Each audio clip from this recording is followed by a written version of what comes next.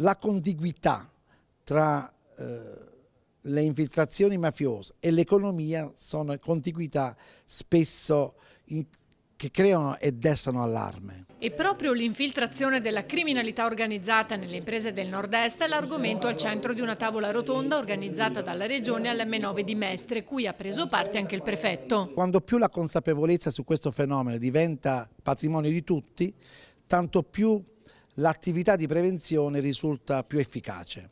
E i tavoli prefettizi servono proprio a questo, cioè a creare le condizioni perché le misure di prevenzione siano sempre più efficaci, sempre più mirate, sempre cioè più aderenti alla realtà, laddove ovviamente questo sussiste. Quindi la nostra azione rispetto a tutti i soggetti coinvolti in questa vicenda, soprattutto anche da parte del settore economico, che collaborano attivamente con i tavoli prefettizi e con le forze di polizia, questo può aiutare molto a sconfiggere o meglio ad affievolire il fenomeno. Presenti anche vari rappresentanti delle categorie economiche, dal mondo dell'artigianato, le piccole imprese e i sindacati. Non è più una criminalità che arriva con la violenza, ma arriva soprattutto a proporre soluzioni semplici di tipo finanziario, economico a imprese in difficoltà. Diventa una spirale dal quale le imprese, soprattutto le piccole e piccolissime imprese, fanno fatica ad uscire e quindi è fondamentale un'alleanza fra tutti i soggetti per segnalare le situazioni di difficoltà in maniera da poter intervenire. Un grande rapporto con le associazioni è importantissimo. Le aziende hanno bisogno di sentirsi rappresentate,